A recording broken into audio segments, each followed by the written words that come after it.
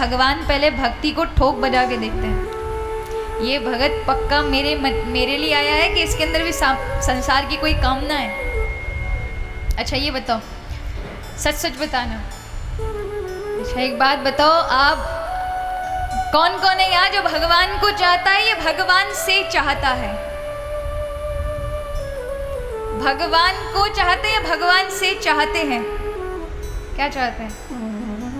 भगवान से चाहने वालों की बड़ी लंबी भीड़ है और भगवान को चाहने वाले बहुत कम हैं। आप इतनी बार नर्मदा जी जाते हैं, हमेशा माता जी के सामने एक ही गुहार होती, मैया जी ये कमी, मैया बस ये सुन ले, ये सुन ले। कभी पूछने गए मैया आप कैसी हैं? आज तो मैं आपका बालक हूँ, देखने के लिए आया हूँ, अपनी माँ से मिलने आया हूँ, मेरे मन में कुछ मांगने की अभिलाषा नहीं, आप तो जगत जननी है, आप ही का दिया तो सब कुछ है। ये शब्द कभी नहीं निकलते, दिमाग में ही नहीं आते महाराज। हमें तो बस क्योंकि वो मांगने की ललक जो लगी हुई है ना हमारी, वो सदियों पुरानी आदत गई नहीं है। बस कभी नहीं गए कि माता जी से पूछ लें, ठाकुर जी से पूछ लें कि प्रभु आज तो मैं कुछ मांगने नहीं आया। प्रभु भी क्या कहते होंगे, डेली खड़ा हो जाता मांगने के लिए, कभी भी मेरे लिए नहीं आया, कभी प्रेम करने के लिए नहीं आया। जब देखो जब अपने ही रोने रोने आ जाते हैं। अच्छा आपके सामने कोई हमेशा ही मांगता ही, कोई भी रिश्तेदार आए और केवल हमेशा मांगता ही रहे, अजी वो दे दीजिए, अभी वो दे दीजिए, अजी वो दे, तो आप भी कहेंगे भैया कहाँ, यहाँ से हमारे से कोई रिश्ता नहीं है, जाओ यहाँ से। एक दिन थक हार कर कह दोगे। लेकिन भगवान कितने दयालु है, फिर भी मांगने के लिए वहीं पहुँच जाते हो, लेकिन वो कभी मना नहीं करते, फिर भी हमारी इच्छाओं की पूर्ति कर देते हैं। लेकिन उन्हें खुशी तब होती है जब हम उनके हित के लिए पूछते हैं, प्रभु आप कैसे हैं? शरणागति के भक्ति के अंदर 6 शरणागति के अंग हैं, यानी शरणागत भगवान के होते हैं। उस जीव के अंदर 6 लक्षण होने चाहिए शरणागति के, जिसमें पहला लक्षण है अनुकूलस्य संकल्पः, भगवान की अनुकूलता में अनुकूल रहना, कि प्रभु यदि आपने मुझे सुख दुख दिए तो मेरे किए हुए कर्मों का फल है,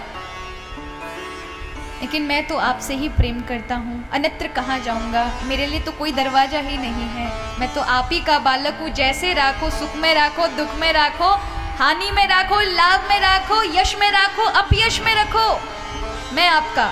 ये है पहला शरणागति का लक्षण। दूसरा प्रतिकूल वर्जयेत, प्रतिकूल माने जो भगवान को प्रिय नहीं है उन कार्यों का त्याग कर दीजिए। भगवान को ये चीजें प्रिय नहीं है तो वो कार्यों को त्याग करें, इसे कहते हैं भक्ति का, शरणागति का दूसरा लक्षण। जब तक ये नहीं आएंगी तब तक जीवन में भक्ति नहीं आ सकती। तीसरा लक्षण क्या है? रक्षति इति विश्वासः, भगवान के ऊपर विश्वास होना, पूर्ण विश्वास होना।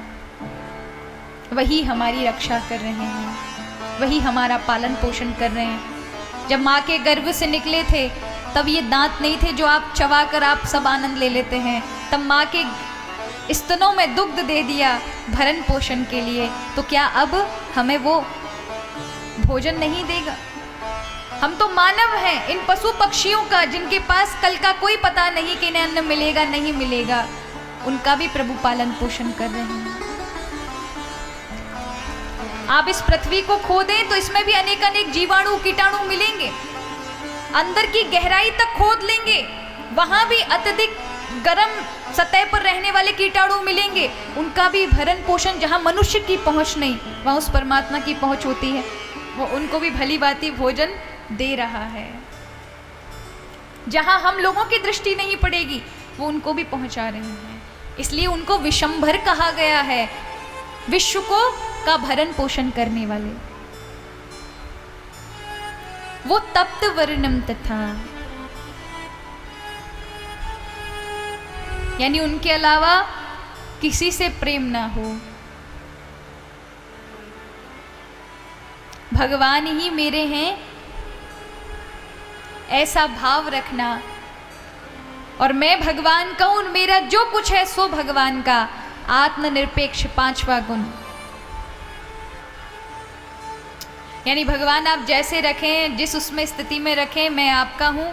चाहे आप मुझे मिट्टी में मिलाकर रख देना, चाहे महलों में रख देना, सब आपकी मर्जी, मैं तो आपके ऊपर ही निर्भर हूँ। ऐसा भक्त। और छठवा है दैन्यता। बहुत भजन कर लेने के बाद भी ये मन में आए कि अभी तो मैं बहुत पीछे हूँ, मैं तो बड़ा पापी हूँ, रात दिन इतने विकार हैं मुझ में, इतने कमी है, अवगुण है, लेकिन फिर भी भगवान अपनी कृपा प्रसाद मुझ पर रखे हुए हैं और मुझे हमेशा अपने से जोड़े रखने के लिए सत्संग, हरि भजन, भगवत नाम, व्रत, जाप, दान, तप आदि करवाते रहते हैं। ये उनकी कृपा है। ये है छठवा लक्षण जो सबसे ज़्यादा जरूरी है, दैन्यता। अब आप बताइए, सूरदास जी हैं, अंधे थे। सूरदास जी के बारे में आप सभी जानते होंगे। कौन कौन जानता है सूरदास जी के बारे में? जन्म के अंधे थे, जन्मांध। वो ऐसा कहते हैं, हरि जी मैं कुटिल खलकामी, जो तन दियो ताही बिसरायो, ऐसो नमक हरामी। भगवान मैं बड़ा कुटिल खलकामी हूँ, आपने मुझे अपना तन तो दिया, ये शरीर तो दिया कृपा करके, पर मैंने इससे आपका नाम और हरि भक्ति नहीं कर पाई। जबकि वो बहुत भक्ति करते थे, लेकिन फिर भी अपने आप को कुटिल खलकामी बता रहे हैं। ये दैन्यता है। भक्ति में ऐसी दीनता होनी चाहिए जिससे प्रभु पिघले, कि अपने आप को तुच्छ समझना कि मैं कुछ भी भक्ति नहीं कर पाता, प्रभु मुझे अपनाएंगे कि या नहीं अपनाएंगे। ऐसे उससे भगवान बहुत जल्दी द्रवीभूत हो जाते हैं। तो भक्ति जीवन में जब आती है तो दैन्यता दे देती है। व्यक्ति अपने आप को बहुत तुच्छ समझता है कि प्रभु मैं तो कुछ कर ही नहीं पाया, मेरे जीवन में तो भक्ति नहीं। भक्ति अनंत है, जैसे हरि अनंत हैं। हरि को आप अपनी बुद्धि में नहीं बिठा सकते, हरि इतने अनंत हैं। उसी प्रकार भगवान की कथाएं, भगवान की भक्ति भी अनंत है। इसलिए भक्ति और भगवान में अंतर नहीं है। कहा भी जाता है ना, भक्ति भक्त भगवंत गुरु चतुर नाम वपु एक। भक्ति, भक्त, भगवान और गुरु ये चारों अलग अलग नहीं हैं, एक ही हैं। चार शरीर में होते हैं। चतुर नाम वपु एक, चार नाम में एक ही शरीर में विद्यमान है। तो यहाँ भक्ति की अलग अलग परिभाषाएं याद रखें।